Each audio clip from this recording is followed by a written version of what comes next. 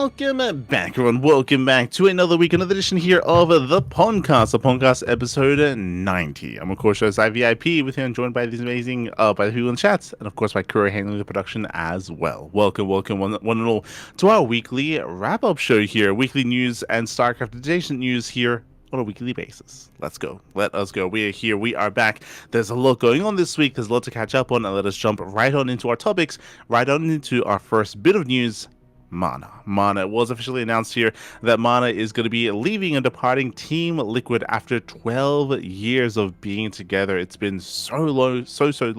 MaNa is synonymous at this point with Team Liquid. We're with them for many years and has parted ways. I would imagine a big part of this is due to EWC no longer being a big part, or no longer having StarCraft as a part of its circuit. So we have been seeing a couple of teams kind of thinning their rosters a little bit here. Likewise, MaNa, he was taking a more managerial role when it came to his team, and that was mainly influential and mainly impactful in recent years when it came to Team Liquid's involvement in WTL. So being able to like manage the lineups, manage rosters, things of that nature, that fell under the jurisdiction of MaNa at the time, but WTL isn't around anymore. Likewise, without EWC, now there's a little bit less reason for MaNa, or I should say for the more managerial role for MaNa, and now player role as well. So as a result of MaNa, he has been let go. And MaNa did make his own announcement video as well. When it came to the TL video, I do appreciate it. They were able to hear from Skillers, from Clem, from Nazgul as well. They all kind of gave their thoughts. I mean, there's a lot of history between Team Liquid and MaNa, MaNa in general. So I appreciate the farewell video that they were able to piece together. Likewise, MaNa also gave his own thoughts on what is going on, and did express his interest in continuing to stay in StarCraft, to stay in the scene, and to make it to quote-unquote try to make it work in regards to making a living, this time under more of like a content creation role. I did emphasize, of course, that he's still looking for a team, if anyone's willing to pick him up, to continue to compete, of course, but is also understanding that nowadays, especially without EWC and with a bit of a step back when it comes to tournaments, that he does have to focus a little bit more on content creation on his YouTube channel, which he has been doing for the past couple of years, has grown quite nicely, but is going to be his main focus, of course. So we'll have to take a bit of a different approach when it comes to StarCraft, when it comes to the YouTube channel, of course, streaming as well. So best of luck, of course. Best of luck to MaNa. He's been with us for a very long time when it comes to competing in StarCraft 2, and hope to see him here for many more years to come as well. MaNa. Still one of my favorite memories of MaNa is still like his performance at WCS.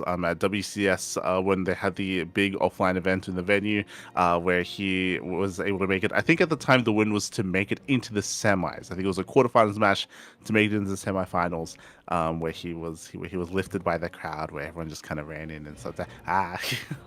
There's a lot of good memories. That was WCS in Krakow, and so in his home country. Yeah. And it was a crazy event, as I did happen to go there in person, and yes, people went crazy about it. Yeah, it was huge. I still remember the camera kept panning over, and then the guy taking off his shirt. I'm like, oh no, yeah, there was the guy. There was the guy taking off his shirt because he had a new tattoo. He had a new tattoo, and he like kept showing it off. Yeah, it was a tattoo on his back. It was a StarCraft related tattoo, and every time the camera panned over to the crowd, he started to take his shirt off. And I don't think it ever probably showed the tattoo, because then the camera would pan away. The cameraman was scared. Also, yes, that's also a strong memory in my mind. When I think of MaNa, I think of that guy with the tattoo taking off his shirt every time. I barely even remember him. It's been so long ago. Nah, but it's ingrained. Fact, he had long hair. Oh, okay. Fun fact: this event is also where the Legacy of the Void trailer was shown, because I also remember that very fondly. So just to give people an idea how many years it has been. Yeah, it's been a long time. So again, much love to MaNa, and I hope to see. I hope he does well. When it comes to his endeavors over on YouTube, over on content creation, and also hopefully in competitive play as well. Much love to MaNa. And do check out his YouTube. Do check out his YouTube channel over on MaNa Esports. That also leads us into our next bit of news here, I guess related to Team Liquid in some way. Clem, DNS did actually host a bit of content here. He did host a trivia show featuring Clem and his father, Who Wants to Be a Millionaire StarCraft 2 Edition, where DNS had a bunch of questions ready. He had a bunch of questions pre-prepared, and he had a duo team of Clem and his father working together to be able to come to conclusions when it comes to the questions, to answer the questions, and to earn a quote-unquote million minerals. So let's go. It was a lot of fun.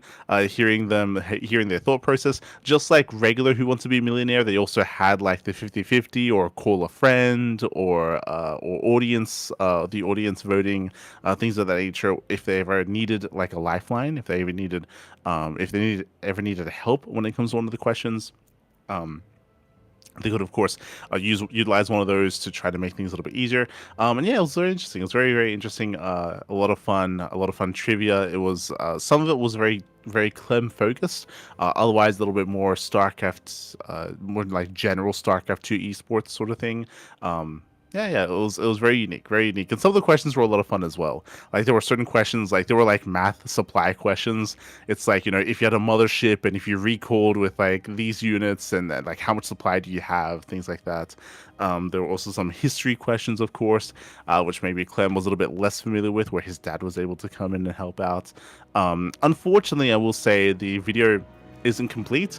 Maybe something went wrong when they tried to. Basically, they were at the final question. They were at the final question, and they decided to phone a friend. And I think one of the last words was like, "Okay, you can call him. Hopefully it doesn't mess up the call." And then bam, like it ends. It's like, oh. So it looks like they probably like tried to call someone and it messed up the recording, or maybe DNS accidentally like stopped the recording, didn't start it as they were trying to like fix up their webcams. But unfortunately, the final question was not recorded, and yes, that's up in the air. DNS did say that they got it wrong, but he didn't say what the question was, which was kind of weird. So we don't know what the final question was going to be, and how everything unfolded. So it was the second last question where they had to phone a friend, which they got correct, and then they got the final answer wrong. We didn't know what the final question was. Fun fact: people in the comments, I have been asking what the final question was because everybody wants to know, and he said to just stay tuned. So I guess he will use it later. Yeah, I guess so. So we might get more of these in the future. So we'll see. We shall see.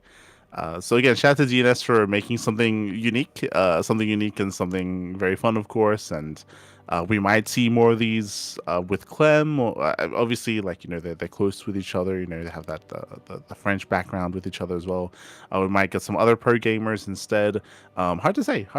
I know that DNS has been focusing a lot on content creation recently as well, specifically coaching. I know that he does his own coaching, of course, and has been focusing on that. So best of luck to DNS. As if you've been curious where he's been, again creating videos, creating content. Whereas in the past, DNS, he was a more active pro player.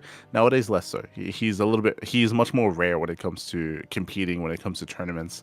But has been making videos here. Interesting. That's the DNS. So do check it out. It's a lot of fun. Who Wants to Be a Millionaire? StarCraft 2 Edition.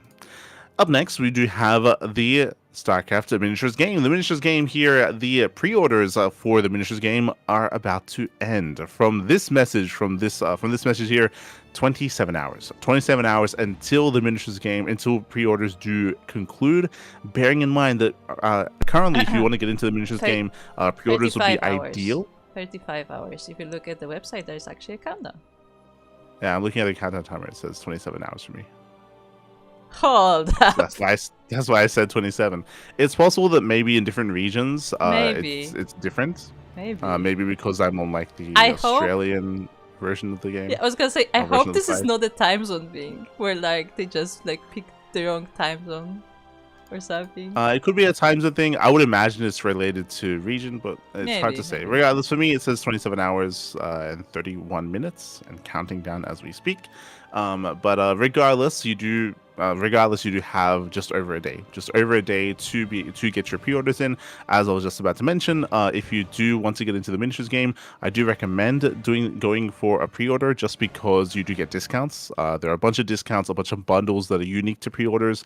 They did specify that those discounts and those bundles will be ending post pre-order, so then it's just going to go back to like regular sales and regular sets, just as a heads up. So if you do want to get into it, if you want to save some money, then the best way to do that would be with these pre-orders, just as a heads up. They did mention that in the future they will try to like bundle things together, especially as they release other models. Like as they release more and more models, then they'll probably be trying to like construct their own bundles a little bit later on, promotional bundles as well, but that'll be in the future.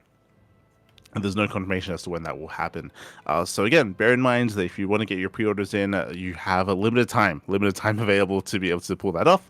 And definitely something that I'm looking forward to. As I mentioned before, I did pre-order my own beginner sets. I want to say like the initial like starter set of Terran and Zerg. And looking forward to bringing it together, to attempting to paint it as well. It's been a long time since I painted miniatures, and when I say that, I painted one miniature. I have one lone Space Marine, some Warhammer 40k Space Marines I painted when I went to the Games Workshop store. I was able to paint a single model, and then that's all I got. That's how well did you do? It was nice. It was an Ultramarine, blue Marine, nice. And it was pretty sick. It was pretty sick. I still have it somewhere. So, but yeah. So if you want to get into it, now is the time. There is going to be an AMA. There's going to be an AMA, I believe, tomorrow in a couple of days. Still on the horizon, still scheduled for YouTube. So that'll be available if you have questions regarding the miniatures game itself. Then I do recommend, of course, joining their Discord and providing some questions for them to answer if you have anything that you are curious about regarding the launch, regarding the game, as the official launch is on the horizon for the miniatures game. Bearing in mind they've already released like a roadmap of future releases for the rest of the year, so there's a lot to come. There's a lot to come. Up next, we do have the StarCraft Evolution SC Evo. We just released a new patch. Yeah. It feels like every week or every other week we have some updates. We have some patches. Not the biggest update, not the biggest patch, but regardless, we do have some changes coming in. Some slight changes to certain units after getting some feedback from the most recent StarCraft Evolution tournament. Oh boy. So here we go. From the top. Again, we don't have any kind of major like model changes. Again, this is more of like a hotfix patch. It is 1.18.2 was released a couple of days ago. And again, I believe this was released just before the most recent SEVO tournament, StarCraft Evolution League number 21. I believe just before that, as a heads up. But here we go for some of these changes. Here we do have Terran changes. Wraith increased burst lasers attack damage from 14 to 15 and decreased separation radius while moving from 0.5 to 0.1. Okay, this does help with, I guess, clumping. And of course separation. Quickly going into it, the Wraith currently serves a central role in the early game against StarCraft 2 Terran and is largely unseen against the other two SC2 factions due to the absence of reactors for Brood War Terran production, as well as the relative lack of unit variety producible without the Academy, Machine Shop, and Control Tower. Cloak Wraiths are critical for securing air and map control against StarCraft 2 Terran, giving Brood War Terran the necessary safety to freely choose their mid-game tech. We think that there is room in all matchups to see more Wraith play. As such, we are buffing the Wraith's damage output slightly and giving it the same stacking mechanic that the Mutalisk received in patch 1.18.1. Okay, so yeah, it's going to be easier to stack, I should say. The damage increase breaks several notable thresholds. SVs and Combat Shield Marines that have activated Impact now die in 3 attacks instead of 4. Okay, you can 3-shot SCVs. In my mind, that's the most important part, just because they're hoping to try to make Wraith openers a little bit more viable for harassment in the early game, similar to Banshee play. So this does allow for 1 Wraith to 3-shot or 2 Wraiths to 2-shot SCVs. Interesting. Cyclones fall in 9 instead of 10. I don't think that's going to matter anywhere near as much. I don't think they intend to go to mass Wraith. I mean, obviously it matters a little bit more in TVT, for sure, where it's already an opener. And for 3 waves to kill a Cyclone in 3 volleys instead of 4. These buffs not only augment the performance of the Wraith in factory expand 1-on-1 openers against SC2 Terran, but also improve the viability of multi-starport Wraith openers in all matchups. Interesting.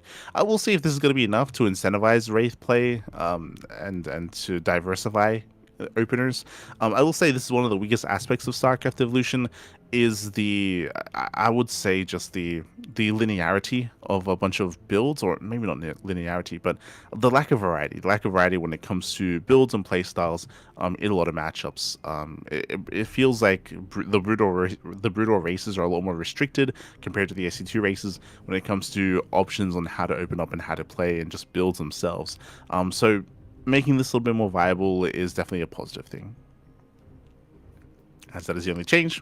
Up next, we have Zerg changes. Zergling, decreased on borrow period and decreased on borrow random delay for the Zergling and for the Hydra. Okay, so nothing too crazy here. It looks like these are just matching values with the SC2 variations when it comes to on borrow.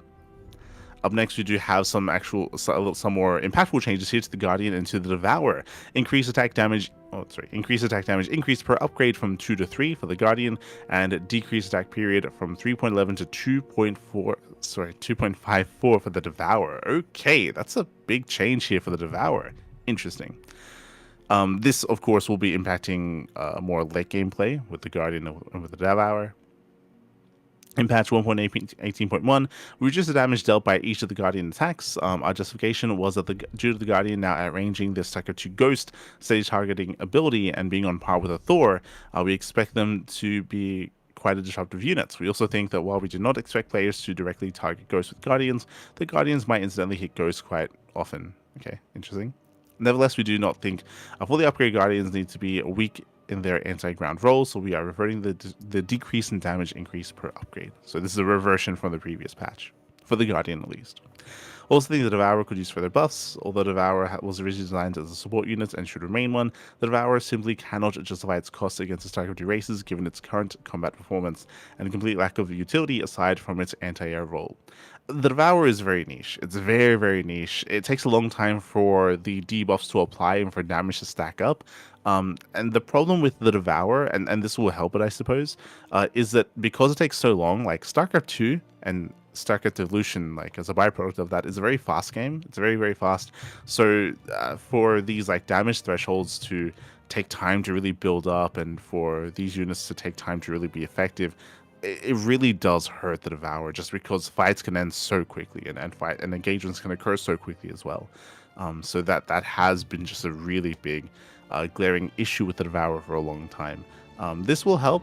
We'll see if it helps enough. Just unfortunately, just because of how the Devourer works as a unit, just because it takes so long for it to really start to deal impactful damage and provide some supports, like it's always like a bit of a weaker aspect of the Devourer and can make it a little bit difficult to use. Or it's just difficult to be effective. Okay. Up next, we have the Protoss changes. Decreased feedback cast range from 10.5 to 10. Okay. Change was previously intended to enable the Dark Archon to win duels against the StarCraft Ghost and High Templar. However, considering the carry adjustment this patch, we think that giving enemy spellcasters, especially counter spellcasters such as the Ghost and High Templar, more room to operate around the Dark Archon will be prudent. Okay. Shuttle. Increased build costs from 175 to 200. Decreased plasma shields from 80 to 70. Oh, this is a targeted nerf. Okay, to the shuttle, to Reaver drops. Interesting. So the shuttle is going to be more expensive and it's going to be weaker. The Reaver is going to be more vulnerable as it has decreased armor, decreased movement speed, decreased attack period, which will help when it comes to its firing rate, and increased attack range. Interesting. The Reaver was one of the few brutal units short-changed in attack range in SC Evo, since units in StarCraft 2 generally have much longer range on average than brutal units do. Implementing the Reaver with its core change of 8 made it feel less advantaged in terms of range than it did in Brood War. We are following up on changes to the Reaver in patch 1.18 to improve its combat consistency with additional changes. These reset the Reaver to its core value for armor and decrease its movement speed incrementally towards core. In exchange, the Reaver is receiving additional attack range and fire scars more frequently. To compensate both these changes and implications of faster Reaver and Scar production speed, we are ridden the shuttles with its core build cost and reducing its plasma shield points slightly. This is a little bit scary. I mean, hopefully, we'll see. It's only by 10, reducing the shields. I mean, I don't think the Reaver changes, the nerfs are too impactful in the sense that like the Reaver's already been very slow, already been very vulnerable. Now it's going to be able to have a little bit better range and a greater attack period. I think this is just overall like a buff to the Reaver. But of course, a lot of the Reaver, how effective a Reaver can be, a lot of it comes down to the shuttle, just because shuttle openers are so common in almost every single matchup. Having the shuttle be more expensive, having it be a little bit weaker here, it is a pretty big change, and we'll see how it impacts the just play overall. I feel like again, just adjusting the shuttle and the Reaver is a bold move, just because again it's so prevalent amongst all the matchups, and this will be. I feel like the implications of this are going to be found out quite swiftly because we see it so often. Like unlike some of the other changes, which are like trying to incentivize usage of certain units, like this is already like a core kind of opener in StarCraft Evolution, and they're going to be adjusting it, and they're going to be making it a little bit easier to kind of like punish, I should say, when it comes to shuttle play. Up next is the Scouts. Increase antimatter missiles attack period by 0.89 to 0.94. They previously buffed, and is this a reversion? They buffed the antimatter missiles attack period as a part of the rework. This was born from a concern that a decreased HP pool might lead the Scout to be too weak. They feel like it's overtuned. Scrolling down, carrier interceptor weapon is now hit scan. Okay, interesting. So I believe it's now from a projectile to a hit scan.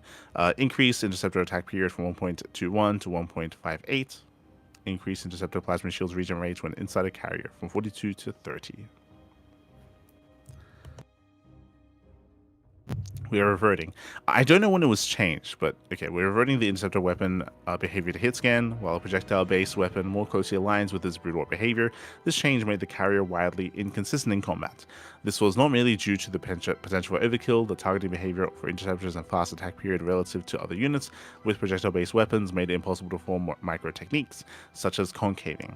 For those who are curious, hit scan basically means that now there's no projectile. Against projectiles, you can micro against it. Against hit scan, you can't. So damage is just going to be done whenever a shot goes off, specifically. So a shot goes off, damage is done. Like you can't like dodge like the interception shot now.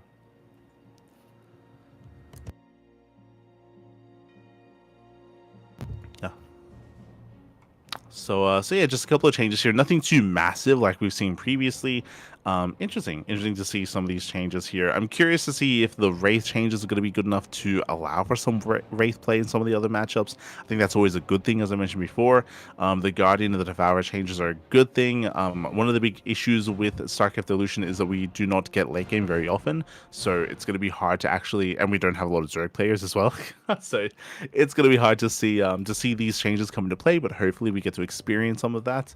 The Protoss change is going to be the most impactful, of course. The more expensive shuttle, the weaker shuttle as well, may impact some of the openers, or just the amount of skill that it takes to make use of the shuttle and to keep it alive and to allow for Reaver harass. Okay, so a couple of changes here, and bug fixes as well. Cool. And once again, even if some of these changes are like misplaced or overtuned, we should be getting some changes made to them, or they can always be reverted quite quickly. Like again, like these patches have been released with relative frequency. Quite often we do have these as Evo patches, so don't be surprised to see like another one next week or another one in another 2 weeks. Has been very common. Up next, we do have the TLMC. TLMC 22, the finalists have been revealed. We've been holding on to this for a little bit. It's been a couple of days now since this has been released, and we have been waiting to go live, and to go over all of these maps in a little bit of greater detail. That's still going to be done in a couple of days, so I'm going to be glossing over it here, or just going over through some of like the main points. When it comes to like a greater in-depth analysis as to the maps themselves, we'll be having its own dedicated stream in a couple of days. Currently, we are waiting for the public judge feedback sheets to be released. So basically, the goal for the upcoming stream for us is to go through each of these maps, go through our feedback, our scorings, and through the other judge feedbacks and the other judge scorings as well, to kind of see the perspective of the other judges, what they were looking for, what they praised, what they didn't, how we differ in thoughts, how we differ in opinion, and what this means moving forward when it comes to the upcoming map pool as well. So we'll be going into it in a little bit greater detail. Again, we don't have those judge sheets yet, but that should be coming in the next couple of days. Originally, we were going to be scheduling a stream tomorrow, but most likely we won't have them by tomorrow. So we're going to be pushing it to Sunday, and then pushing it until we eventually can have the stream go live. So just as a heads up, a more in-depth stream is going to be on the horizon. For those that are unaware, we were one of the judges. We were one of the judges for TLMC 22. And if you are curious as to our coverage of all the maps in TLMC, then we did have some streams earlier last week on our YouTube channel. They're all on YouTube. The VODs are there. You can check that out. Otherwise, we have our top 16 maps. Let's go, Pappy, let's go. Currently, they're being featured in the Woody TV TLMC tournament, bearing in mind that once the tournament concludes, then voting will be open. Voting will be open, publicly available here to everyone involved. So best of luck. Again, your vote does matter. I do highly recommend checking out the Wardy tournament and also other open cups and online tournaments that are going to be featuring these maps. Pickerster Cup, they already updated their map pool. We will be doing the same to feature as many new maps as possible, to get as much experience, to get as much data on these maps, to be as informed as possible as to what we want and what we don't want in the map pool.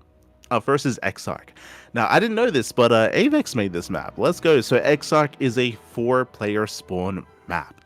Fun fact, actually, I was going through it after this was revealed, but we actually didn't get any new 3-player spawn maps submitted this TLMC. Not a single 3-player spawn map, but we had a bunch of 4-player maps, and surprisingly, a lot of 4-player spawn maps actually made it into top 16. I'm a little bit shocked by how many made it through. First, we have Exarch. Exarch has a unique approach to 4-player spawn maps, similar to Fear and Faith, which we'll get into later. Does have like a monorail tubing system connecting each of the corners of the bases, so it's easier to scout. The difference here, though, is that there are speed zones on those tube systems as well. So faster scouting to go from corner to corner to corner, to try to scout your opponents. Likewise, we have a unique kind of like reverse natural base poking out into the center, and we have a relatively secure 3rd and 4th.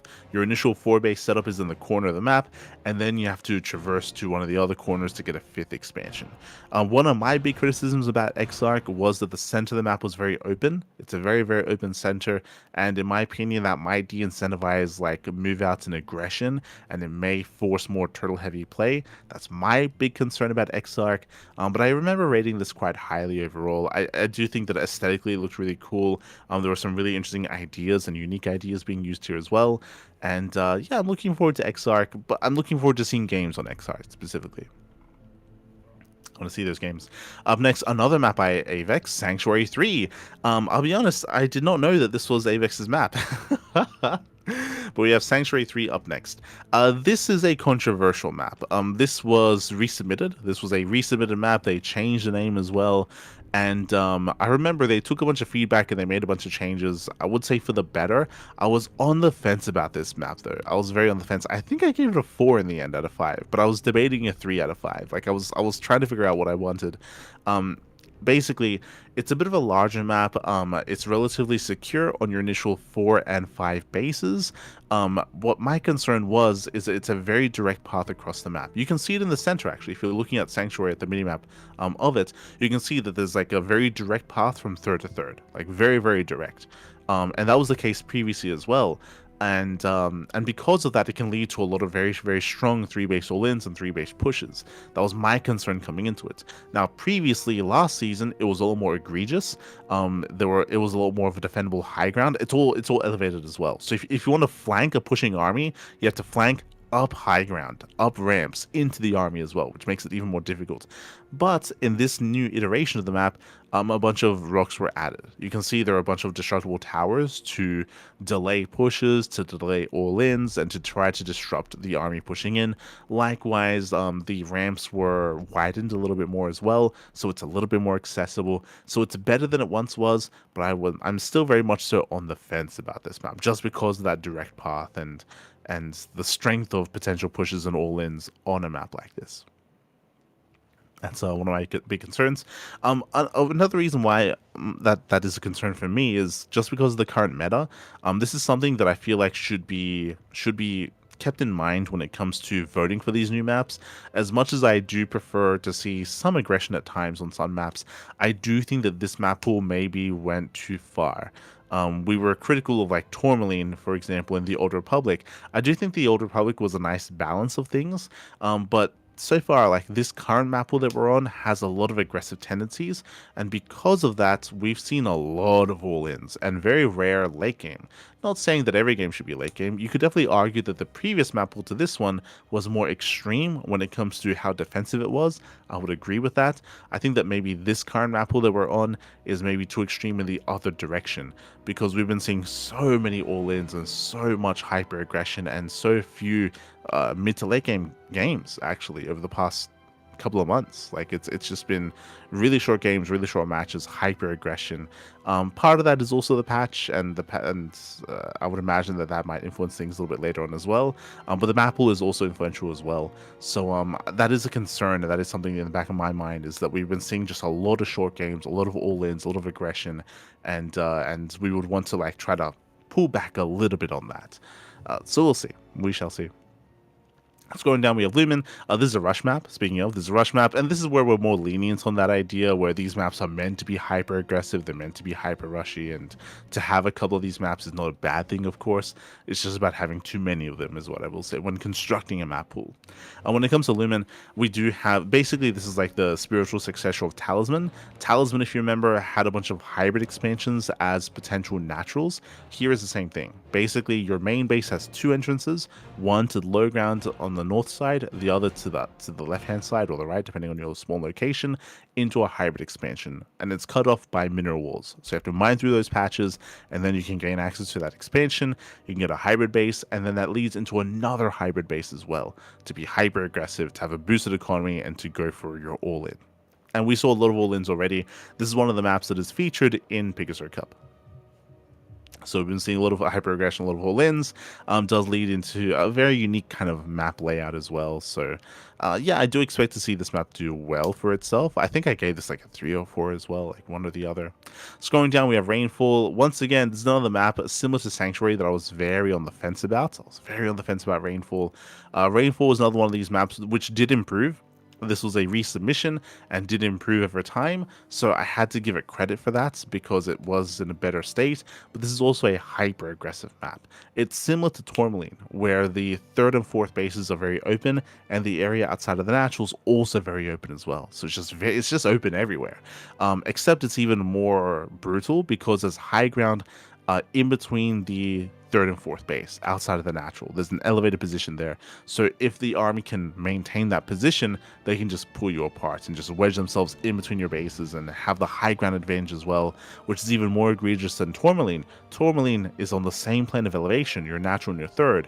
Here the third base is on the low ground, so it's even more difficult to defend third expansion. So again, hyper aggression is expected on Rainfall. Scrolling down, we have At Eternity's Edge. This is a map that I was very on the fence about. Very on the fence about here. It's a relatively large map. It is similar to Sanctuary City, if not even more extreme when it comes to the third location. The triangular third of yourself and your opponent, the rush distance by ground on this map is very short. So even though there are like gold expansions and there's a lot of really interesting terrain on the left and right hand side of the map, in my opinion, I feel like we're not going to see that utilized too often. The rush distance by ground is really short if you expand towards your opponent, and you're also incentivized to do so because that leads into a high yield gas base as well. So yeah, it feels like aggression would be favored here, but I was also on the fence because it's hard to really say if players are going to be incentivized to maybe expand away from their opponents and be more defensive instead. Like I was very on the fence about this map, about what to rate it in the end, and I think I gave it a 3. I can't quite recall.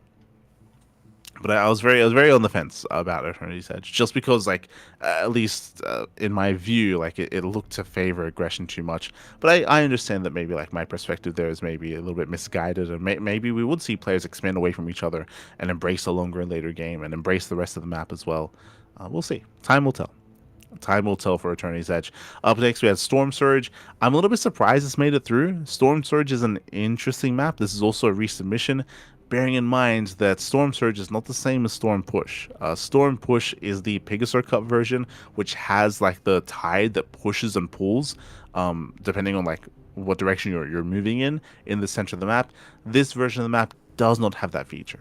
Does not have that pushing feature. It's just a regular like a regular kind of like alleyway in the center. So that's important to bear in mind. I would have loved to have seen like the version of the map that has that kind of like pushing current feature. Like, that's really cool, but that's not what this is.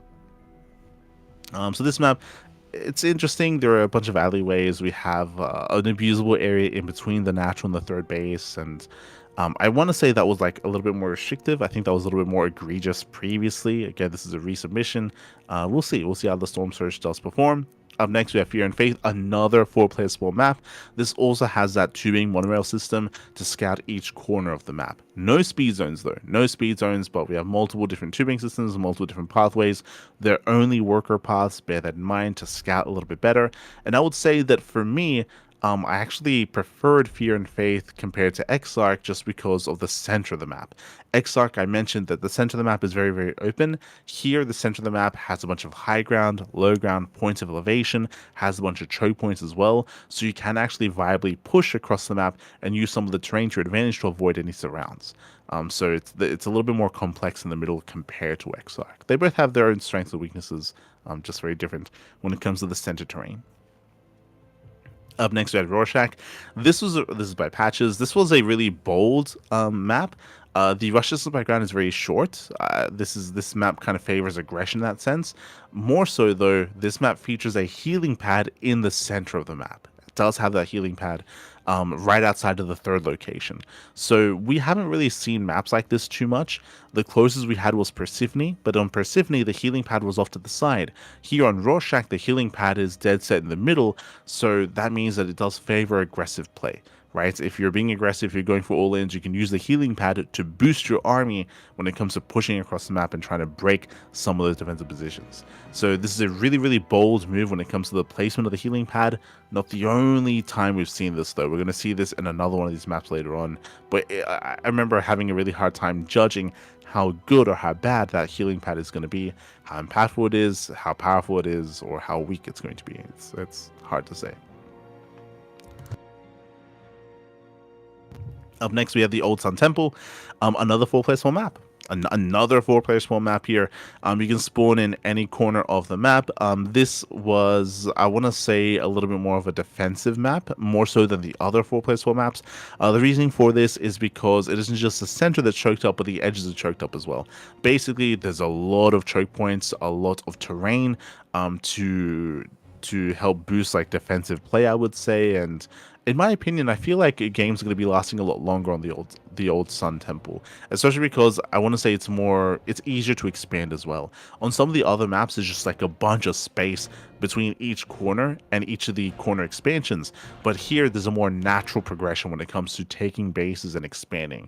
So I would say it would be easier on this map to not just expand, but also defend those expansions as well and get up to 5, 6, 7 bases. Whereas on the other 4-player small maps on Exarch and Fear and Faith, I would say it would be more difficult to maintain a higher base count. Getting a 5th and 6th on the other maps seems quite difficult. Here it seems easy, or easier compared to the others, which is either a good thing or a bad thing, depending on what you prefer.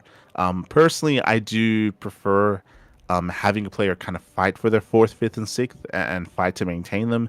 Here, it might be a little bit too easy. It might be. Once again, like testing required, games required. We'll see how the meta kind of trends. Up next, we had Voidstorm, a Voidstorm also by Avex. Avex had a lot of maps here in the top 16. Voidstorm was another one of these maps where I had a really hard time judging the strength of the healing pad. Just like Rorschach, there's a healing pad dead set in the center of the map, being able to be used as a launch pad to push into the third expansion. I would say that this on Voidstorm, it's a little bit more centralized, it's more impactful. On top of that, there are no air blockers on this healing pad. On Rorschach, there are air blockers to make sure that oracles and sky units can't use it. Here, there are no air blockers, so that can be used by oracles and banshees and air harassment units to be able to heal up and maintain a presence in the early to mid game. I did provide feedback saying that it's probably best to add those air blockers, like balance wise, especially in like oracle based builds, especially in PvZ. Oracles, their HP and their shields are definitely a resource, and getting it low is meant to dissuade kind of aggression from snowballing out of control and things getting out of hand. That is a resource that is used, and to take that away and to be able to heal those units, it's going to be quite crazy. Up next, we had Lockdown. Lockdown is another one of these interesting maps, is what I will say. So I had to get a refresher of what looked. Oh, right. Oh, yeah, I remember this map. Lockdown has a really unique kind of layout. I had a really hard time judging this map as well, just because I'm not used to seeing many maps like this, which does have like these edge like expansion paths all the way across the map to be able to use as pushing paths as well. We had some speed zones in the center. We had a bunch of elevated positions. There's like 3 or 4 layers of elevation. Yeah, I will say that the layout here was very interesting and not very normal, not very standard. And I was curious to see how this map would play out. Was curious. Up next, we had Verdant Temple. Yo, this is the map inspired by King Sejong Station. This is also kind of like a unique approach where there's an alternate entrance into the natural. So there's 2 entrances into the natural, walled off by rocks and by destructible debris. So there are multiple locations. You have the forward expansion on the high ground as well. Definitely a lot of King Sejong Station vibes, which I do appreciate. It's an aesthetic and it's a layout that we don't really see too often anymore. Don't really see it. Do appreciate it. Up next, we had Washout. We've seen a lot of games on Washout. Washout was already in the Pegasus Cup map rotation for quite some time. It has some interesting features. The big feature on Washout is you can destroy mineral patches. There are towers set up at a bunch of fringe locations where you can knock them down and they will destroy some patches as well. I've yet to really experience that. A lot of games on this map have been very short, so I just haven't experienced those towers being destroyed and mineral patches being destroyed as well, but hopefully we get to see more of that in the near future. Up next, we had Blackrock, another map by Avex. Avex, I think he has 4 maps in top 16, which is crazy, by the way. But Avex, he put in some work, this TLMC. He's back from retirement. Remember, Avex, he retired for quite a number of years and only recently came back. And I think this is his best performance in TLMC in quite some time to have this many maps in the top 16. But here we have Blackrock. Blackrock is an homage to Warcraft 3. Also a really unique layout with a bunch of rocks, with a bunch of tall grass. Really, really unique layouts. I do recommend checking out any games on this map. It's very, very different. And I wanted to give credit to Avex for his ingenuity on this map. So I do remember I think I gave this like max points just to push it through, just to see what the hell would happen on Blackrock. Up next, we had Defender's Lab. Defender's Lab, I recall being a pretty solid map, but also not the most aesthetically pleasing map. There's just a lot of yellow grids, and it can, yeah, aesthetically it's not ideal. But when it comes to the map layout itself, I do appreciate it. It does have some relatively secure bases, but the map does open up over time, knocking down rocks, knocking down and opening up the map, having multiple attack paths into these bases. I think it's in my opinion, is a pretty solid like mid to late game macro map, which initially is a little bit more turtle heavy, but does open up quite heavily in the mid to late game. And then we had a very unique map. There he is once again, Avex with Wave Breaker. This map was very interesting, visually striking, of course, with a lot of yellow lines, with a lot of hazard lines, I should say. I remember having a really hard time judging this because there's like speed zones and really awkward like rock walls that are going like in a diagonal direction. You have high ground, low grounds, like really odd kind of like placement of ramps. Like it was just really quirky. Just the again, very unique, very unique. I think Avex, he's reached a point in his career, in his map making career, where he's like just done with the standard. Like he's where he's just he's had enough. He's made plenty of standard maps, and like now he's like broken free. He's like ascended. Like when it comes to his like map making, like creative space, and now he's got some like crazy ideas. And again, the map layout specifically on Wavebreaker, it was so hard to read. It was so hard to get a handle on how, like I remember I spent like 20-30 minutes on this map, like trying to envision how armies maneuver, how engagements occur, how armies push in, and like how you defend. And like I was having a really hard time like envisioning how that would pan out on this map, depending on where you expand as well. Like I think the one thing about this map that concerned me was we have healing pads right through the center, and just like on Rainfall, the area in between the bases, the area in between the linear third and triangular third is on the high ground. It's a very open, natural, very, very open, natural base, a very accessible area, and all-ins can take over that location and just end the game. They can take over the high ground there. They can make it very difficult for armies to rotate from the low ground up into that area, and it goes straight into a very accessible natural.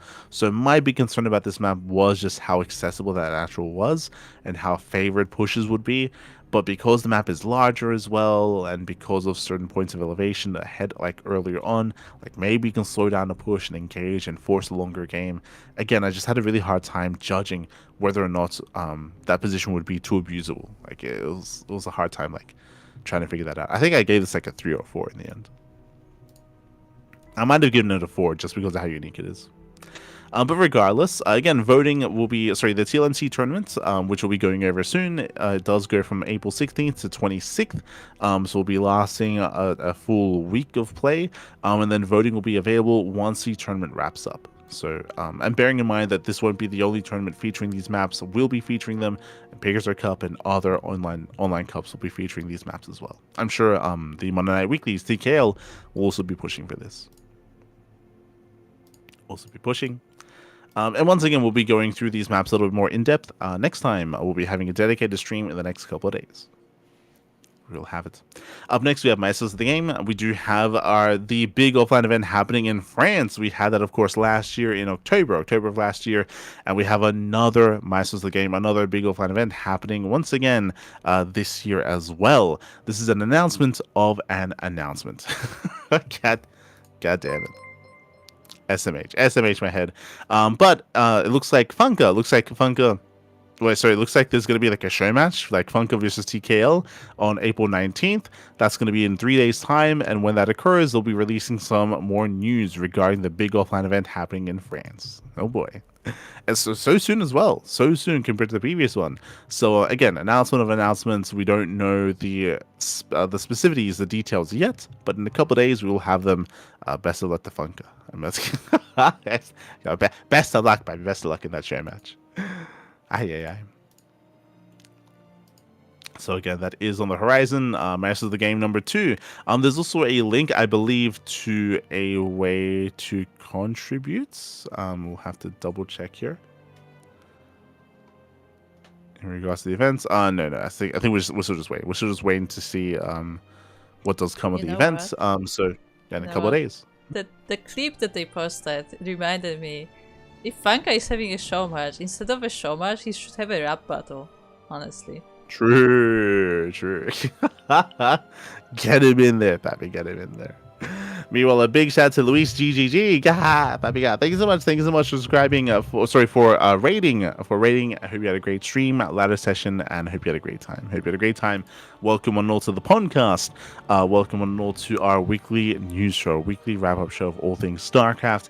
Again, Masters of the Game is on the horizon. News abound. We'll get those news in a couple of days. We'll get those details soon, TM.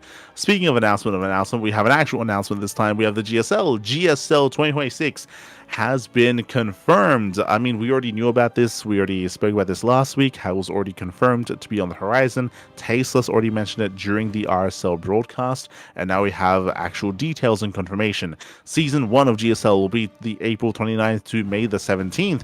We have Season 2 right after that, May 20th to June 7th, and we have Season 3 soon to be confirmed. So 3 seasons back to back to back to back.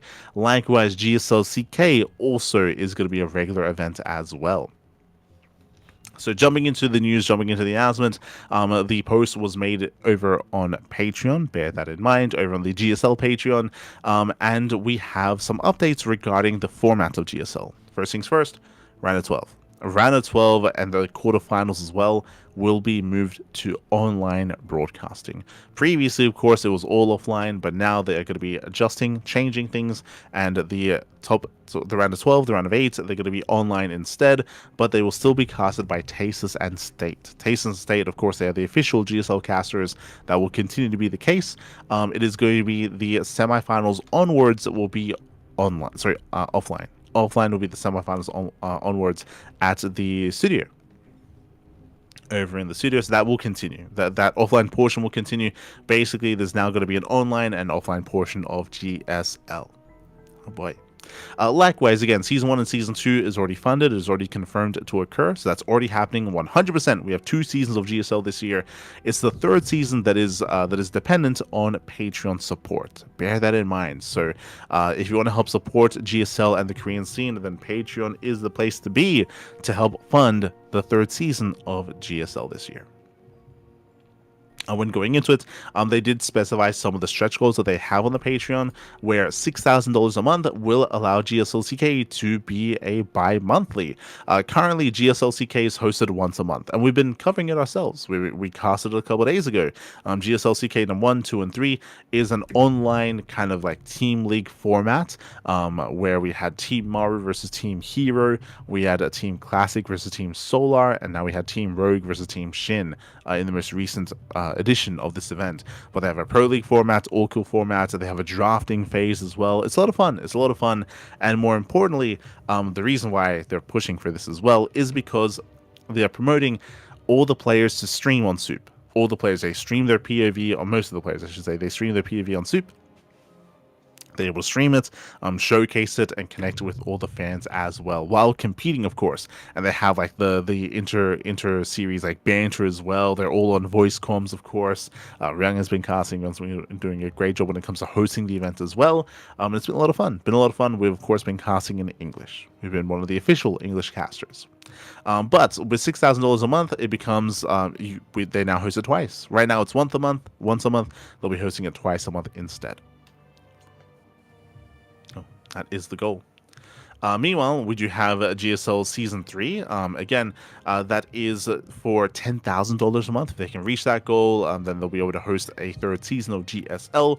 And if they are able to reach up to $15,000 a month, then they can expand the prize pool and also expand from, instead of just round of 12, to round of 16. Round 16 here for GSL to extend the event and make it bigger, make it larger as well. Oh boy. So again, that is the current plan. Those are the current stretch goals for the Patreon. Whether they reach greater goals and greater heights and they have to add, even more kind of like stretch goals, I should say. Yeah, it's even more goals to kind of like extend things even further. Hard to say. We'll get there if we do get there. For now, though, they do have at least their 3 goals of $6,000, $10,000, and $15,000 a month. So again, if you want to support GSL and StarCraft, you can do so via the Patreon. We also have the confirmed dates of the 29th and 30th of April, coming into May, coming into June as well. All the dates are available. We do have a nice calendar guide detailed there on the Patreon, and likewise a nice prize pool split as well for the top 12. For those top 12.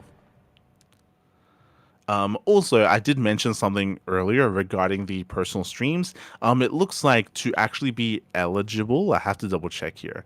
But I believe there was a portion that that made it so that to be eligible to compete in GSL, you'd have to be streaming on Soup. Am I crazy? I believe I saw something regarding that.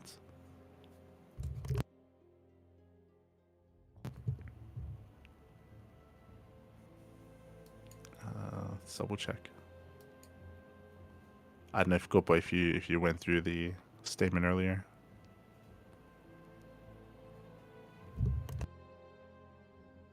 But I might just be thinking of the GSL CK. Yeah, I think it was just the GSL CK. I do vaguely recall what you're talking about. I just don't know where it was mentioned. Hmm.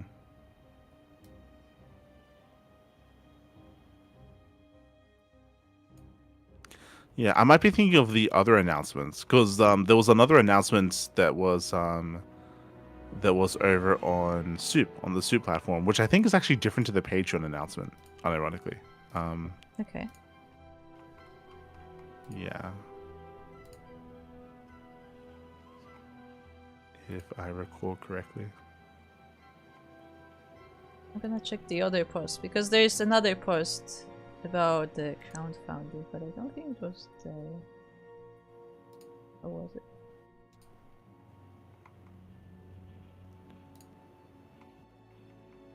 No. Yeah, I think I put it in the PondCast notes.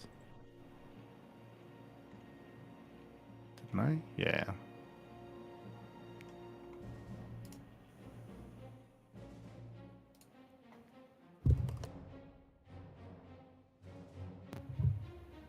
I think it's the same.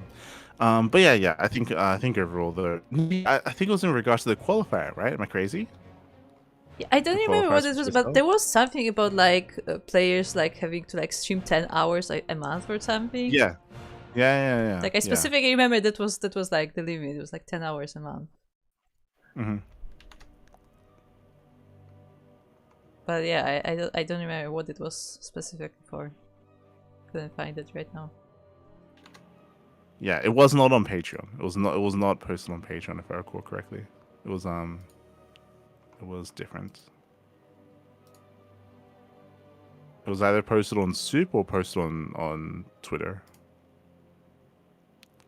But yeah, we'll have to double check that. But again, I believe they're pushing for if you wanna be a part of, if you wanna join the qualifiers for Soup, for GSL, you have to actually stream on Soup, and they're like promoting their Soup platform in that way so that players are. Personally, I think it's a good thing, but they're forcing players to basically become streamers.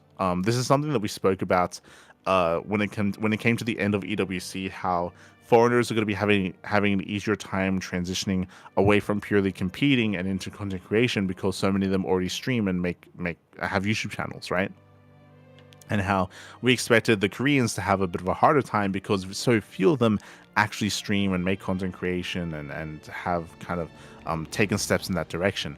In recent times, we saw, of course, Shin, become more of a content creator. Classic recently started his own YouTube channel as well. But I feel like the idea of Soup forcing players to actually stream will be, again, helping when it comes to pushing them to create content in other ways and have another avenue of actually gaining revenue as well and actually earning a living.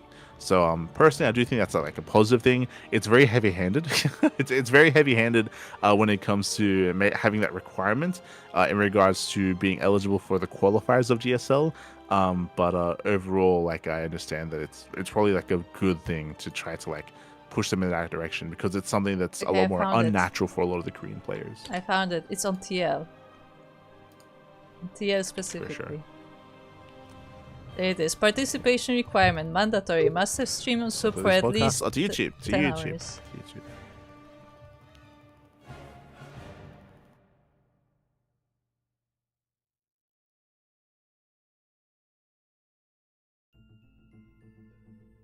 I linked you the article.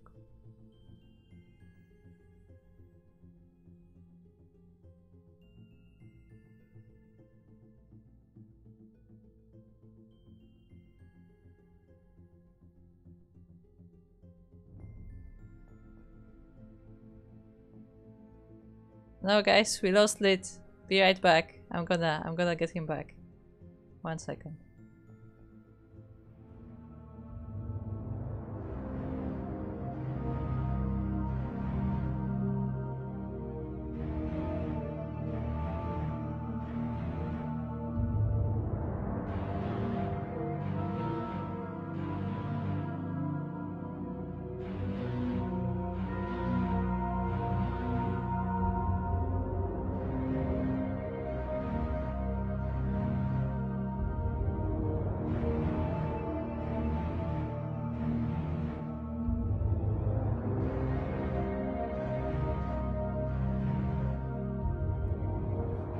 And welcome back, everyone. Welcome back. To apologize for some technical issues, but we should be returning, jumping into our notable events here of the week. Up first, we have the Wardy TV Team League Season 10. Up first, we do have our playoff results. Again, looks like the playoffs did conclude last week. When it comes to our team league, up first we had Basilisk versus the Three Musketeers. We first had Showtime. Showtime went up against Goblin, took him down 1-0. We had Classic over Cyril. We had Goblin and Cyril over Classic and Gabe. A big win here for the duo of Goblin and Cyril. I know that Classic and Gabe are doing quite well when it comes to 2v2s. Then I had Trigger over Gabe. Trigger over Gabe once again. The 2-0 in favor of Trigger. Ay, ay, ay. We had Cyril and Trigger over Gabe and Showtime. Showtime over Goblin, and then Cyril over Classic. In the end, Basilisk did take down the Three Musketeers 5-3 in their best of 9. GG well played. That led us into the Villains of SC2 versus No Ace Jin. Here we had Creator. He took down Percival in their own best of 1. MaxPax took down SOS. We had Rogue and SOS over MaxPax and Percival. We had Rogue over MaxPax. Creator over Percival as well. Jesus. Then had MaxPax and Solar over Creator and Rogue. Rogue over Solar, and Solar and SOS did not play out their match as they did not need to. A strong showing here from No Ace Jin. 5-2 over the Villains of SC2. That led us down into the lower brackets. We had Team Liquid. Versus the Three Musketeers. It was a very close, very intense back and forth. We had Skillus over Showtime, Cure over Gabe, Gabe and Showtime over Cure and Skillus, MaNa over Classic. Let's go, MaNa. Before he left Team Liquid, did take down Classic. Big win there for MaNa. Skillus over Showtime. We had Classic and Gabe over Cure and MaNa. We had Classic over MaNa, Gabe over Cure, and then Cure over Classic in the ace match. Barely in favor of Team Liquid. GG. Also just realized that Clem didn't play. I just realized Clem did not compete for Team Liquid in that series. Up next, we had the Villains of SC2 versus Shopify. We had MaxPax over Lambo in the initial match. We had Björn over Percival. We had Lambo and Harstem over MaxPax and Percival in the 2v2.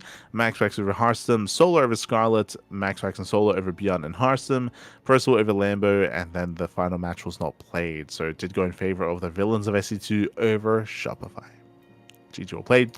That meant that they played against each other. Team Liquid versus the Villains of SC2. We had MaxPax over Cure, MaNa over MaxPax, MaxPax over MaNa, so a strong showing there from MaxPax. Then Cure and Skillus win the 2v2 over MaxPax and Percival. We had Solar over Skillus, we had Percival over MaNa, Cure and MaNa over MaxPax and Solar, and then Percival, he did take down Cure in the TVT. Big win there for Percival. GG well played. Villains of SC2, they claimed the 5-2 win over Team Liquid. That led us into the upper bracket finals. We had Basilisk versus Jin. Jesus, a very strong showing out of Basilisk here. Trigger over Creator, Rainer over Rogue, Cyril and Trigger over Rogue and SOS, Rainer over Rogue, and Cyril over SOS. 5-0 scoreline. Strong showing there from Basilisk.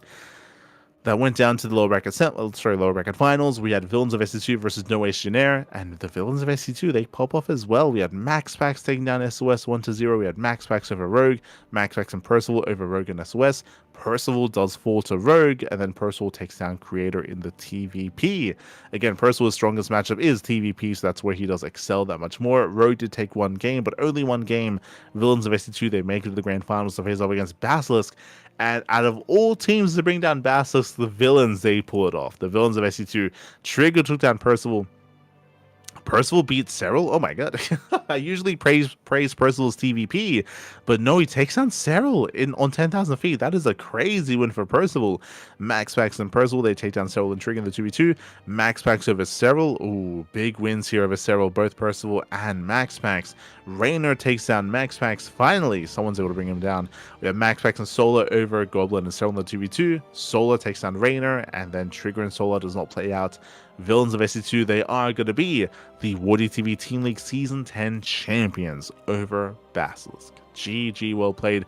They went down to No Ace Jin initially. They won in their rematch. They fought their way very hard through that lower bracket and took down Basilisk as well in those grand finals. GG. GG, well played. Congratulations here to Villains of SC2, to MaxPax, Solar, and Percival. The biggest Villains of SC2 win it all. do win it all here, GG. And hopefully, depending on the performance here of the event itself, hopefully this leads into future tournaments, into future team leagues. Again, it was fun to follow this on a regular basis. A little bit messy in the group stage where we had some scheduling issues, and hopefully that does get ironed out over time if we do have another season. Shout out to Wardy, of course, for hosting the event, and I hope you'll enjoy yourselves when it comes to the team league. Quite a rare sight nowadays, but great to see once again after so long. Speaking of Team League, that leads us into the GSL CK number 3. Again, we did cover this live a couple of days ago. We did have the rebroadcast stream earlier this morning, actually, so it's all available on YouTube and on Soup. Again, this is a Soup exclusive live stream. We had the rebroadcast earlier today on Twitch and YouTube. Meanwhile, up first, we had Team Rogue versus Team Shin. Oh boy, we split up the Zerg players here. Team Rogue consisted of Bunny, Classic, Maru, Rogue, Solar, and Zaun. Team Shin consisted of Byan, Creator, Cure, Hero, and SOS. So again, we had two teams, Team Rogue and Team Shin. Team Rogue's first pick was Maru. Team Shin's first pick was Hero. No surprises there. Then they went back and forth when it comes to their drafting. And we had our initial Pro League series, best of 7. Best of 7 Pro League match between the two teams. We had Maru versus Creator. Maru took down Creator in their initial match. Bunny took down SOS. Then Hero fights back. Hero takes down Zaun in the PvP. Shin takes down Solar in the ZVZ. And Cure takes down Classic. That was a big win for Team Shin to take down Classic in that Terran versus Protoss matchup. Rogue took down Byan. We had the back and forth. Went all the way to the ace match. It was a best of 1 between Hero and Maru in that final game, and Hero did take down Maru to win it all for Team Shin. So Team Shin, they do win the Pro League format. That led us into the all-kill best of 9. Team Shin versus Team Rogue. All-kill, what does that mean? That means that you stay on. You stay on when you win your game, and you stay on until you get knocked down. And Shin had a crazy win streak. Shin took down Solar, took down Maru, took down Rogue, and took down Classic. Shin, he won 4 games in a row. He almost all-killed. Remember, he needed 1 more win. 5 wins to win it all. He won 4 back-to-back-to-back-to-back. There's a reason why he's the team captain, of course. So Shin, he pops off. Shin finally falls to Zaun as Zaun takes down Shin on the Old Republic. Zaun takes down Byan on Ruby Rock. But that's where the series ends. That's where the tournament ends as Cure takes down Zaun on Winter Madness. Cure does win it all here for Team Shin. As Team Shin, they won the Pro League format and they won the All-Kill format as well. So GG well played, no ace match required. Shin also wins the MVP award as Shin won the most amount of games in the all-kill format. So Shin, he does walk away with some extra prize money for his crazy run here for taking down, again, some of the best players in the world. Maru, Classic, Rogue, Solar. Jesus. Big wins there for Shin. So GG well played. Again, this is a monthly tournament, but if the Patreon does excel and does reach greater goals, then we might see this twice a month instead. So GG well played. That leads us into the Woody TV Team League. Sorry, the Woody TV Team Liquid Map Contest 16 qualifier. Here we go. We spoke about this earlier, but this event is going to be running over the course of the next couple of days, leading into the voting period of the TLMC. Up first, we did have our qualifier, not the biggest qualifier, but again, does feature all the new upcoming maps. Jesus, very Protoss heavy. We had Strange take down Arrowfire 2-1, Skillless took down Strange 2-1 to qualify. Meanwhile, Geralt took down Perceive and Shameless to qualify as well. So Skillless and Geralt, they both qualify for the Team Liquid Map Contest. When it comes to the main events, quickly checking here, have we drafted the groups? We have. Okay. Groups have been drafted, and Group A is just now beginning as well. So when it comes to the group stage here, we have Group A, we have Maxpax, Byan, Shin, Zaun, and Nicaract. Ooh, okay, we have 2 Protoss, 2 Terran, and 1 Zerg. 3 players make it through into the playoffs. I feel like my predictions, they've got to be Maxpax, Byan, and Shin.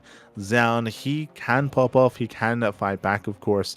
He can, of course, threaten the top players here, but it's a pretty hefty top 3 in Group A. Best of luck. Group B, which will be tomorrow, we have Clem, Classic, Rogue, Lambo, and Skillus. I feel like these groups are already seeded, by the way. They're Clem, Classic, Rogue going to be the favorite players. Best of luck to Lambo and Skillus. Bearing in mind that the skill set required for this is a little bit different because the maps themselves are very unique, and a lot of them have some really quirky features like healing pads and 4-player spawn maps and rush distance by ground. It all comes down to how quickly you can adapt to some of these maps and make use of those features as well. That's going to be a big factor in TLMC. That's where a player like Lambo might have an edge when it comes to how you think outside the box and how you approach some of these games. Shin as well, I feel. Shin is also one of the more creative players out there. Group C, we have Hero, Showtime, Bunny, Percival, and Young Yakov. A more Protoss and Terran heavy group. We have 2 Zergs in Group B, by the way. It's a little bit more Zerg heavy. And Group D, we have Solar, Cure, Trigger, Creator, and Geralt. A little bit more Protoss heavy over in Group D. Overall, a nice spread of players. We at least have like some Zergs in each group, Protoss, Terran as well. So decently spread out to group stage. Best of luck to everyone involved. This will be taking place over again the next 4 days' time into the playoffs.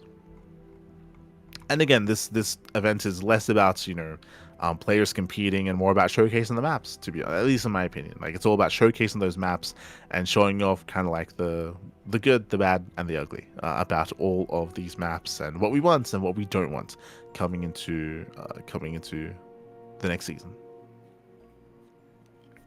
So we shall see. We shall see. Best of luck to all the players. That leads us into our modded tournaments here of the week.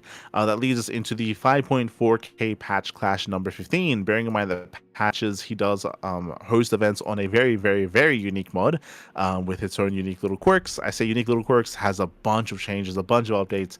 It's intimidating to get into, and yeah, it's not the easiest kind of format to embrace, but regardless, we do have our final score lines. It looks like, again, because of the MMR limitation, we have a bunch of off racing. Let's go. Minizerg UA, he's playing Protoss. Shameless is playing Terran. Akedon is playing Zerg. Mixu is playing Terran. Everyone is off racing. Everyone is off racing, so it's the off race tournament in a sense. Shameless takes down Hapsaya 2-0, takes down Akedon 2-1, takes down Minizerg UA 2-0, and takes down Akedon 3-2 in the grand finals. Very intense back and forth. Shameless showcasing his Terran. GG. GG, well played. Esther Shameless. That leads us into the StarCraft Illusion League Code A number 9. It's been a long time. I think this is the first Code A of the year. Yeah. The first Code A of 2026. It's been a very, very, very long time. Basically 5.6k MMR and below. Does have an MMR limitation. So this is for the up-and-coming players in StarCraft Evolution. This is a mod that does bring together Brood War and StarCraft 2. Here we have Zardian. Zardian takes down Glow Respect 2-0, takes down Blask 3-0, and takes down Kot 3-1 in the grand finals. Let's go. Let us go. GG, well played. Again, Code A is a bit of a rarer site here, but it's a great way to kind of showcase and kind of foster the up-and-coming scene, give them some love, give them some support, and give them a chance to compete and to reach higher straights here. GG, well played. Blast does take the win over Cut 3-1. That leads us into our Amateur League Weekly. This is our amateur tournaments for the week. Up first, we have the Initiate Tournament. This is for bronze to platinum players. So bronze to platinum here. Not too many signups though. Only 2. Dollar Tree Dipper takes down Jackals 3-0. GG, well played. Dollar Tree Dipper does claim the win. Up next, we have the Veteran Edition. This is for Diamond 3 to Diamond 2. Here we had a little bit better signups. We had Glacius, we had Frank Edible, we had Old Lady as well. The Old Lady does take down Frank Edible in the upper bracket and grand finals as well. 3-1. GG. GG, well played to Old Lady. That leads us into the Prestige event, Diamond 1 to Masters 2. Here we did have some better participation. We had some regulars. We had Beast, Milka, Rosalia, Boreal, Set, Steez as well, Harilt. So great to see the representation here. We had Beast. Oh, BC takes down Steez 2-0, takes down Milka 2-0, and takes down Milka 3-1 in the grand finals. Big win here for Beast. GG. GG, well played. That leads us into the Elite Edition. This is for the M1 to GMs. No one signed up. Ooh. The reason for this, just to reiterate, is because these events don't actually have any prize money on the line. They only have points. So a lot of the pro players and GMs don't really see too much incentive in competing in an event like this. So that's why we have very, very little representation in the more GM editions of these events, but higher participation when it comes to the more amateur editions, right? Like especially around Diamond and Masters. But unfortunately, no one competed in this week's tournament. Feels bad, man. Does feel bad. Up next, that leads us into the SDO, Ducklings Open number 144. This is our regular monthly tournament for 4.2k MR players and below. This is around Diamond 1 and below here. We had a couple of newer players showing up. We had M the Great for the first time, a player from Bulgaria. We had Prettyfly, Kayo, Roxas, Libre, and Choi Galaxy, more regulars. But M the Great, he popped off. He took down Libre 2-1, took down Choi Galaxy 2-1, took down Prettyfly 2-1, and took down Choi Galaxy 3-1 in the grand finals. GG. GG well played. M the Great walking that royal road, his first time competing, and he did stumble his way to the finals, right? We saw him drop maps to some of the other players, but only some maps, never a series. GG. GG well played. And shout out to the Bulgarian scene for showing up in the chat. I want to say that Exalted showed up as well, a bunch of the other Bulgarians to cheer for their boy. So GG well played. That leads us into the Little Mac Master League Season 11. This is for players that are 5.4k MMR and below. So this is low GM and below. The playoffs did conclude, and we can crown our champion. I said the playoffs, it was the semifinals. Semifinals onwards did conclude. We had Azura. Azura took down Angry 3-1. Inexorable took down Anticore. If you recall, I was favoring Anticore to go to the finals against Azura, but no, Inexorable takes down Anticore 3-1. Inexorable takes down Azura 4-3. Just barely went all the way to the ace match. Inexorable does claim the win and is going to be the Little Mac Master League champion. GG. GG well played. Congratulations to Inexorable, the Brazilian Terran player, for claiming the win. Big win. Huge win there for Inexorable. Again, I was favoring Anticore or Azura, but no, Inexorable does step up, does claim the win. GG. GG well played. That leads us into the Thermal 2-2 circuit, a bonus cup number 7. Again, because it's a bonus cup, it is single elimination bracket here for all the 2v2 enthusiasts. Coming into this event, we had some of our regular pairings. We had Clem and Trigger pairing off together. We had Goblin and Thermal, a Laser and Lambo, double Zerg. Interesting, quite rare to see. I want to say that Lambo, I think he played Protoss a couple of times. Yeah, he did play Protoss a couple of times in some of the other matches, if not all the matches. We had Showtime and Spirit. Ooh, usually it's Max Packs and Spirit, but Showtime and Spirit this time instead. We had Bjorn and Shin pairing off. We had Gabe and Classic. We had Ryung and Zhao, the onside team. Cyril and Zhugilang. A lot of regulars overall, and Clem and Trigger, they do claim the win. They have been second place so often in these tournaments. This might be the first time they win, actually. Maybe Kura has some stats on that, but it's very, very often that we see Showtime and Spirit or Max Fax and Spirit or some of these other pairings to win it all. Clem and Trigger, they've come second place so often, but finally they do claim the win, 3-2 over Showtime and Spirit. GG. GG well played. Also really cool to see Hero and Bunny pair off. The ex-CJ boys. I feel like usually it's Hero and Shin or Hero and Maru. I don't think I've seen Hero and Bunny play together. So really cool to see. Really cool to see them showing up and facing off and pairing off. It's really cool. That leads us into the StarCraft 2 Community Team League 2026 Spring Regular Season. This is the Chinese Team League, of course. Looks like we have wrapped up with round number 2. Okay, round 2 did wrap up. We had Team Old Man, who's one of the strongest teams, by the way. Team Old Man featuring Cyan, Jeshi, and Kingslayer. They do claim the win 6-0 over Rookie Warpgate. Again, they're one of the bigger teams, and we expect a lot of them here in this team league. We then had Protoss the Best versus PCEC. In the end, PCEC, they claim to win 5-1 over their opponents. We have Astartes over Fairy Thug, 4-3. A close series, actually. Fairy Thug is more of an amateur team, so very close, very intense, very back and forth. We have then Team Elpis, 6-0 over Team Super Puppy. A lot more expected. Super Puppy, they're one of the more amateur teams in the team league. We had Team Kauda over Team Leor. 5-1. 5-1 over Leor. We had Super Kitty over Little Fairy. Whoa, that's a big win, by the way. Okay, so UD Soldier takes down his opponent 2-0. We had Ear and... Oh, is that Nanami? Hold on. No. Translate. This is Shashinsho. Okay. This I don't know. He is... Yeah, but he took down... So he went 1-1 with Ear. Big win, actually. Big win. Apparently he's a caster. Okay. Interesting. So the caster of PCEC goes 1-1 with Ear. That's a big win. We then had... I believe that is Nanyu. Oh, no, sorry, that's Silky. Yeah, of course. Then we had Silky. Silky takes down Karma Prime 2-0 and takes down UD Soldier 1-0 in the ace match. So, Silky. Silky does pop off, does carry the team here and does claim the win over Team Little Fairy. Big win for Super Kitty. We then had Team Tower Project over Starlight Twinkle. This is an upset. Whoa, what's going on? We had Ghost Runner. Ghost Runner takes down Joe Loves 2-0. Big upset there in favor of Toru Project. We then had Young Zest 2-0 over Daydreamer, and then Moku takes down Rewide 2-0. It has been a while. It's been a while since we featured Moku here. If you remember Moku, he was the observer for WTL. He was the observer, and he takes down Rewide 2-0. Big win for Moku, big win for Ghost Runner, big win for Toru Project. GG. GG well played. Then we had Team Hist over Elpis 3. So Team Hist, they do also claim the win 4-2 over Elpis. With that is round 2 concluding, and we still have many more rounds to come. Many more rounds. Again, up next will be round 3. That'll be in 2 days' time. Well, that'll be tomorrow. That will be tomorrow. So we'll be there to cover that next week. We'll be there. That leads us into our regional events, our regional weeklies. And cups. That is going to be the StarCraft 2 Weekly Open Tournament 2026 Season 3, Number 3.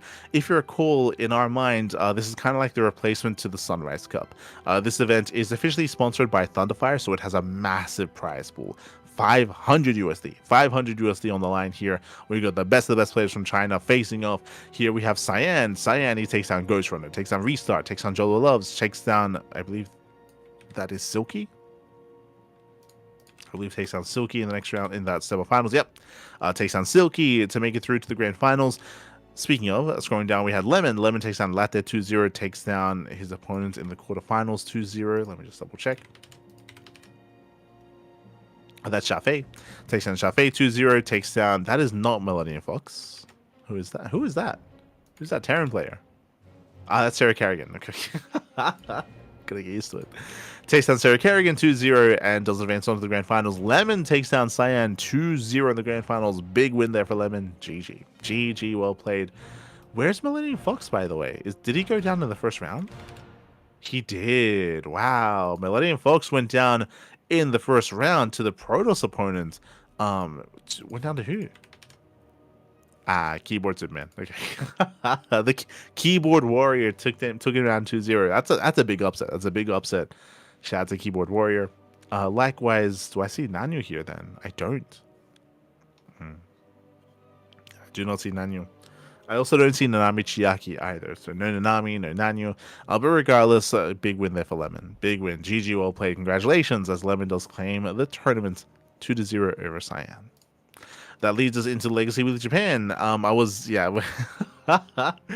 did get some spoilers of this during the week, but we do have Deadly Kitten. Deadly Kitten was actually in the chat earlier, but takes down Future 2-0, takes down Antara Example 2-0, takes down Akira 2-0, and takes down Tapioca. No shot. Tapioca, who has been the dominant force in the Japanese region for the past, year of play, took down Sayak, Crimson, Hirakui, but falls to Deadly Kitten in the grand finals. GG well played. That's a huge win for Deadly Kitten.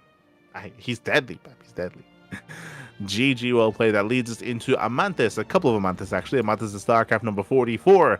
Here we had the return of Eric once again. Master takes down Eric 2-0 in the upper bracket quarterfinals. takes down Dominoko, takes down Kamikaze as well. Big wins here for Master. Did drop a map to Dominoko, then had an intense back and forth against Eric. Went all the way to the ace match, best of 7, went 4-3 in favor of Master. Big win there for Master, but shout to Eric for fighting all the way to that upper bracket finals.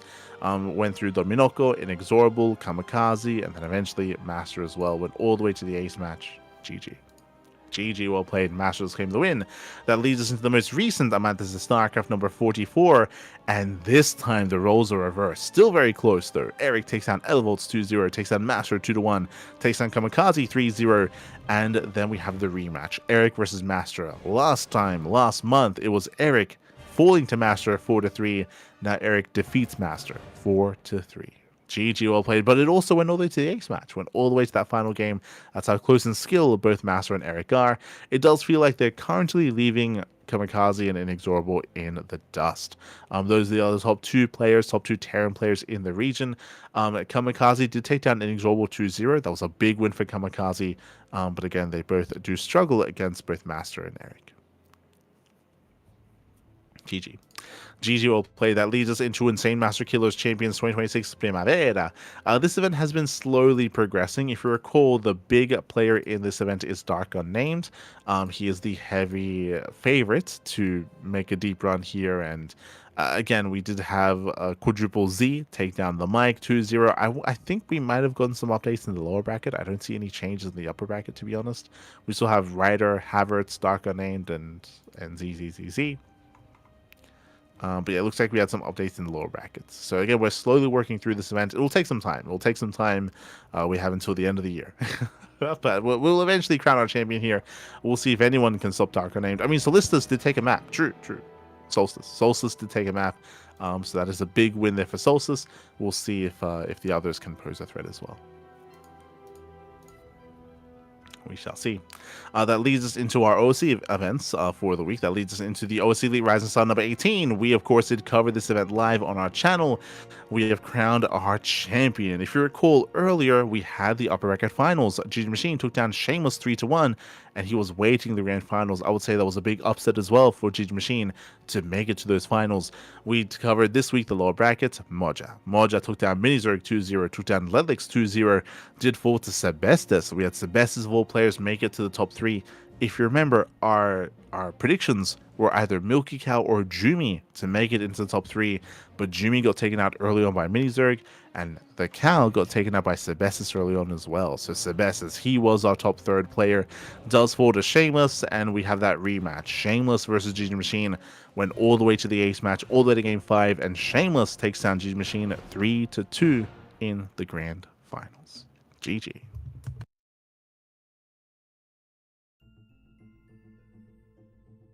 GG, well played. Shameless does claim the win, does take the series. A very impressive win here for Shameless, and again went all the way to the ace match. Shameless was favored to win this entire event, but GG Machine, he did pose a big threat to Shameless. They were the top 2, and we expect them to be the top 2 in the next tournament as well. But regardless, congratulations to Shameless. He is going to be this season's Rising Star.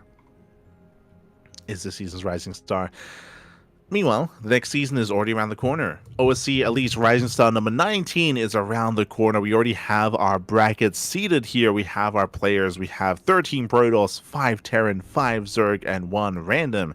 We have Art. We have Azura, F2 Click, Hydra, Jumi, Lelix, MiddleVK, Bappy, Rebellion, Sebestes, Shameless, and UED Soldier for Protoss. For Terran, we have Baby Marine, Defiance, Honmono, Milky Cow, and Moja. For Zerg, we have Fiant, GG Machine, Hatsu, Iba, and Mini Zerg. And for random, we have Hacker is top. So we do have our top players here. The event has yet to begin. We have just seeded the bracket itself, and the event should be beginning over the next couple of weeks' time. Oh boy, massive bracket, double elimination, back-to-back OSC elites as well, once again to determine to give the opportunity to all these up-and-coming players to face off against each other. No rest for the Wicked. The Wicked, there's like 1 or 2 weeks break, and then bam, next season already. It's pretty intense. Pretty intense here, and best of luck. Best of luck to all the players involved. Just like last time, I would say that Shameless and GG Machine are the top 2 favorite players to make a deep run in this event. We'll see who's able to challenge them. Now, there are some new additions here that weren't here last time. Very quickly. So Eva was here last time. Fiant was not actually competing last season. So Fiant is a new addition. True, true. As likewise, so is Homono. Homono is another new addition as well. So I would say that these are some players that can threaten, right? I would say that Fiant and Homono, alongside Milky Cow, Moja, Baby Marine, Eva as well, Sebestis, Jumi, they can threaten Shameless and G Machine, but can they be brought down? Best of luck. Best of luck, baby. Best of luck. As they're all going to be facing off. Up next, we have the OSC. OSC King of the Hill, weekly number 243. That's a lot of weeks. A lot of weeks of King of the Hill. Again, this is a King of the Hill style format. 15 best of ones back to back to back. First, we had Homono. Homono versus Geralt. Takes their Geralt down 1-0. Homono goes on a short win streak. Takes down Mini Zergue as well before falling to Pappy. Pappy goes on a crazy win streak himself. Takes down Homono, Jumi, and Azura. Oh my, Pappy, calm down. Big wins there for Pappy. Eventually falls to Fiant, who eventually falls to Lelix, who eventually falls to Cristiano, and then to Shameless. Jesus, 1-1-1, back to back to back. Fiant takes down Pappy, Lelix takes down Fiant, Cristiano takes down Lelix, Shameless takes down Cristiano, and then Shameless goes on a win streak himself, takes down Cristiano, takes down Hacker's Top, takes down Mini Zergue before falling to Bjorn. Bjorn goes on a bit of a win streak, taking down Shameless and Eba before falling to Solar. Solar takes down Bjorn and Cristiano to eventually be this week's King of the Hill. GG well played. Solar, he does claim the final win there, and he'll be crowned our King of the Hill, invited to be the starting player next week. GG well played. Solar, he does claim the win.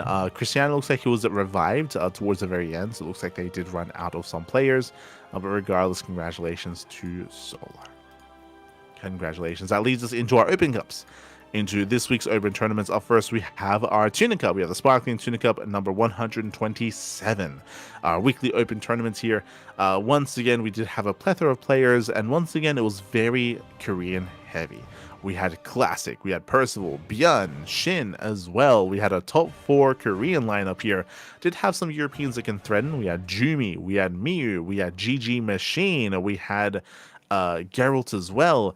But alas, they could not stand strong here, not against their opponents. I remember that Cristiano forfeited this week, so Cristiano, he was not able to. I think it was Cristiano. Someone forfeited.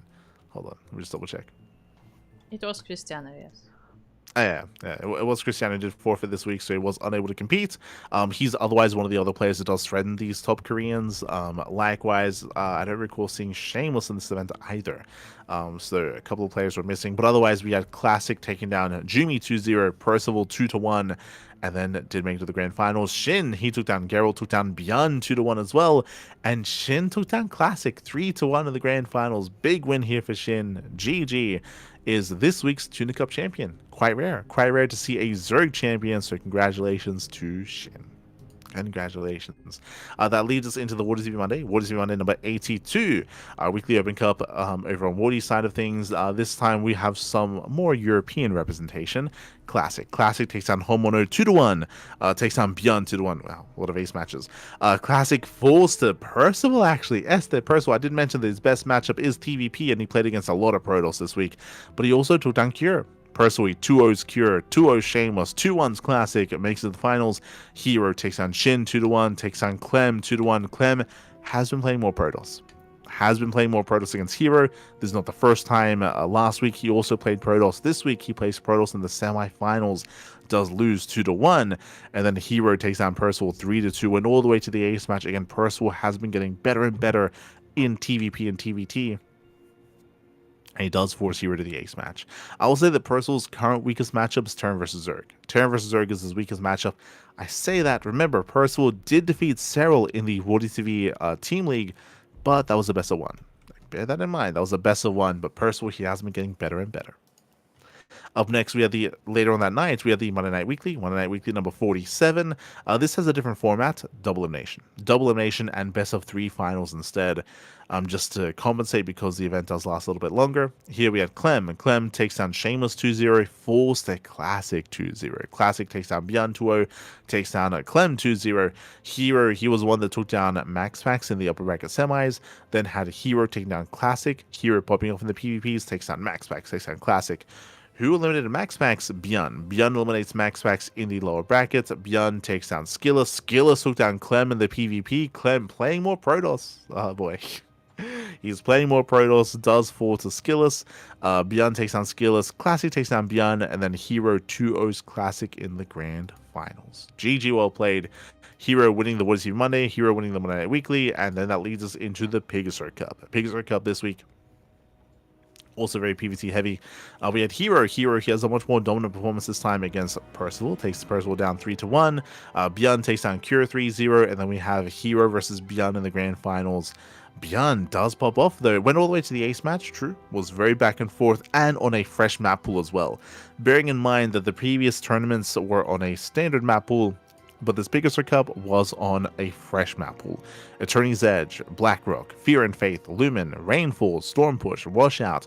We have custom, also we have the TLMC maps featured heavily here in this tournament, and Bjorn takes down Hero 3-2 in Pegasus Cup. GG. GG, well played. Big win there for Bjorn. Does take down Hero in the ace match. That leads us into the Kung Fu Cup featuring a standard map pool. Bear that in mind. Big single elimination bracket. Hero, he 2-0s Classic. He 2-1s Rogue.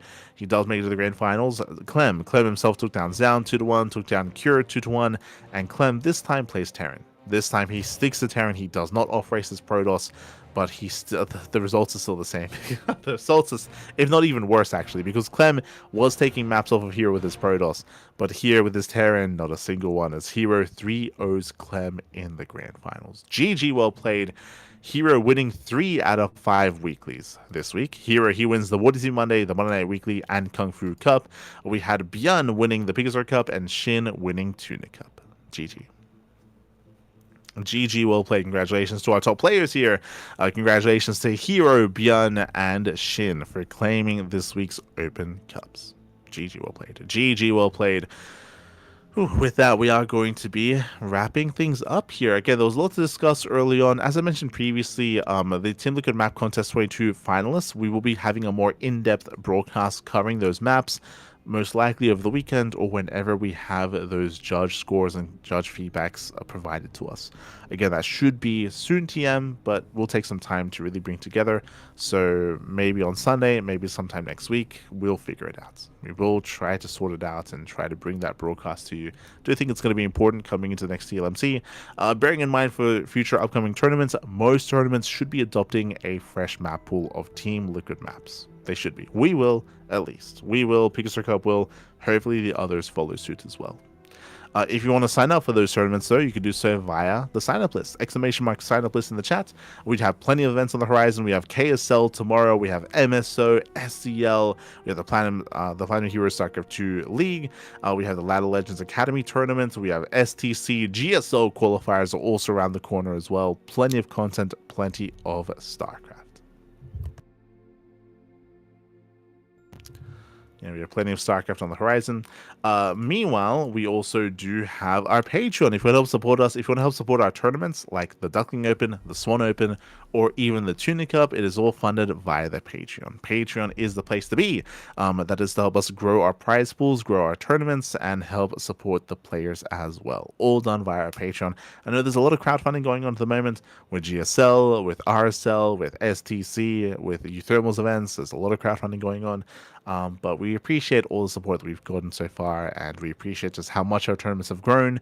Again, we're able to attract the best players in the world, of course, and hopefully we can one day kind of reach the goals of monthly tournaments again. That'll be the ideal. But thank you so much. Thank you so much to all our patrons, to all of our supporters. Thank you so much for all the support that we do achieve, that we do get via Patreon, and I hope you all enjoyed the show this week. The show this week, again, there was a lot to get into, and a lot to get into next week as well. Our next broadcast should be tomorrow. I just mentioned that we're going to be rescheduling the TLMC cast. Most likely tomorrow we're going to be casting Euthermals 2v2 circuits, the March edition. So a little bit late, but we should be covering the March edition of Euthermals event tomorrow.